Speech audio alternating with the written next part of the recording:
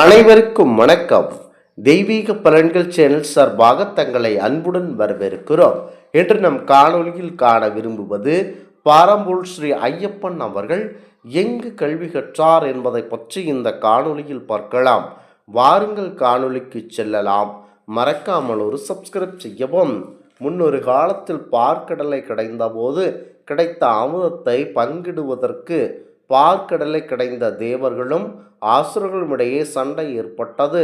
அப்போது பரம்பொருள் மகாவிஷ்ணு அவர்கள் அழகிய பெண்ணாக மோகினி அவதாரம் எடுத்து அமிர்தத்தை தேவர்களுக்கும் ஆசுரர்களுக்கும் சமமாக பங்கிட்டு தருவதாக கூறி சூழ்ச்சி புரிய நினைத்தார். பொதுவாகவே சூழ்ச்சியின் நோக்கம் தர்மமேயானால் அந்த தர்மமும் சூழ்ச்சி என்ற நோக்கத்தை அவர் கையில் எடுப்பார்.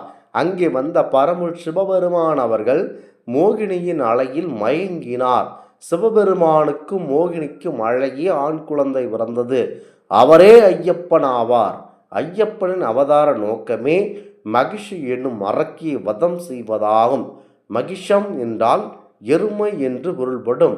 மகிஷி எருமை முகமும் மனித உடலும் உள்ள ஒரு மாபெரும் அரக்கி ஆவார்கள்.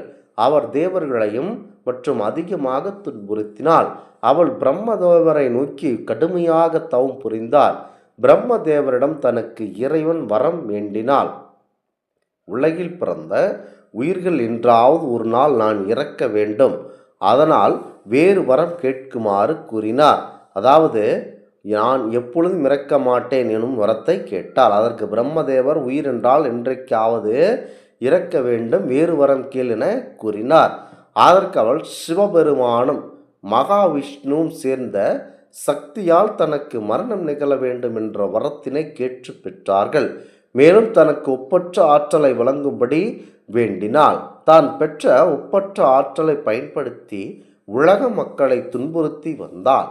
இந்த நிலையில் பரம்பொருள் சிவபெருமானும் பரம்பொருள் மகாவிஷ்ணுவும் தங்களுக்கு பிறந்த குழந்தையின் கழுத்தின் கண்டத்தில் சிறிய மணி ஒன்றை கட்டி சபரிமலை காட்டின் நடுவில் விட்டுவிட்டு சென்றனர். அப்பொழுது சிவர் பக்தரான பந்தல மகாராஜா ராஜசேகர பாண்டியன் வேட்டைக்கு சபரிமலைக்கு காட்டிற்கு சென்றார். காட்டின் நடுவே குழந்தையின் அழுகுரல் கேட்டு குழந்தையை தேடி கண்டுபிடித்தார். கழுத்தில் கண்டத்தில் மணிக்கட்டி இருந்ததால் கண்டெடுத்த குழந்தையை மணிகண்டன் என பெயரிட்டு அரண்மனைக்கு எடுத்து சென்றார். குழந்தை வேறு இல்லாத ராணி மணிகண்டனை தனக்கு கடவுள் கொடுத்த பிரசாதமாக எண்ணி தன் மகனைப் போல வளர்த்து கொண்டிருந்தார்கள்.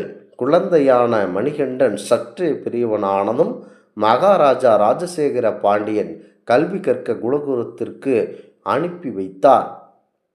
குறிப்பாக குருகுலத்தில் மணிகண்டன் கல்வியை கசடர கற்றார்.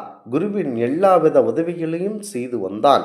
குருவின் மகனாக வாய்ப்பேச முடியாத காது கேட்காத சிறுவனுக்கும் வாய்ப்பேசவும் காது கேட்கும் சக்தியை வழங்கினான். குருகுல கல்வியை முடித்தவுடன் அரண்மனை திரும்பிய மணிகண்டனுக்கு அரசன் இளவரசன் பட்டம் சூட்ட எண்ணினார். அப்போது அரசனுக்கு ஒரு ஆண் குழந்தை பிறந்தது. எனினும் அரசனோ அரசியோ எந்தவித வேறுபாடும் மணிகண்டனிடம் காட்டவில்லை. மணிகண்டனும் தனது தம்பியிடம் அளவற்ற பாசம் கொண்டு செயல்பட்டார். ராஜசேகர பாண்டியன் அரசவையில் இருந்த மந்திரி ஒருவனுக்கு மணிகண்டனுக்கு இளவரச பட்டம் சூட்டுவது பிடிக்கவில்லை. இதை எப்படியாவது தடுத்து விட வேண்டும் என சூழ்ச்சி புரிந்தார். அரசிடம் மணிகண்டன் யார் என்று தெரியாது, காட்டிலிருந்து எடுக்கப்பட்ட குழந்தை, எனவே அரசனுக்கு பிறந்த குழந்தைக்கு இளவரசு பட்டம் சூட்ட வேண்டும் என வாதிட்டான். அந்த வாதத்தினை கேட்ட அரசன் கடும் கோபம் கொண்டு மணிகண்டன் தான் தனது மூத்த மகன் என்றும் அவனுக்கே இளவரசு பட்டம் சூட்ட வேண்டும் என கூறிவிட்டார். அதன் பின்பு மகாராணியிடம் சென்று மணிகண்டனுக்கு இளவரச பட்டம் சூட்டக்கூடாது என்றும் ராணிக்கு பிறந்த குழந்தைக்கே இளவரசு பட்டம் சூட்ட வேண்டும் என்றும் கூறுகிறார்.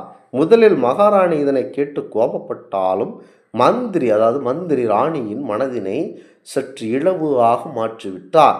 ராணி மனம் மாறி தன் மகனுக்கு எவ்வாறு இளவரசு பட்டம் சூட்டுவது என்று யோசிக்கையில் மந்திரி ராணியிடம் ராணிக்கு தீராத வயிற்று வலி என்றும் வலி தீர புலியின் பால் தேவை என்றும் புலியின் பாலை கொண்டு வர மணிகண்டனை அரசன் பணிக்க வேண்டும், அதற்கு வேண்டிய நடவடிக்கைகளை மந்திரி மேற்கொள்வதாக அந்த இடத்தில் கூறுகிறார். மணிகண்டனை தீர்த்து கட்டுவதற்காக மந்திரி கூறிய யோசனையையும் ராணி உடன்பட்டு தனக்கு தீராத வயிற்று வலி உள்ளதாக அரசனிடம் தெரிவித்தாள்.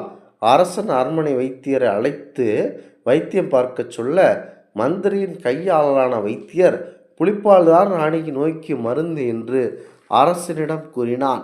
இதனை கேட்ட அரசர் புலிப்பால் கொண்டு வருவோருக்கு நாட்டில் பாதி தருவதாக கூறினான். ஆனால் யாரும் புலிப்பாலை கொண்டு வருவதற்கு தயாராக இல்லை.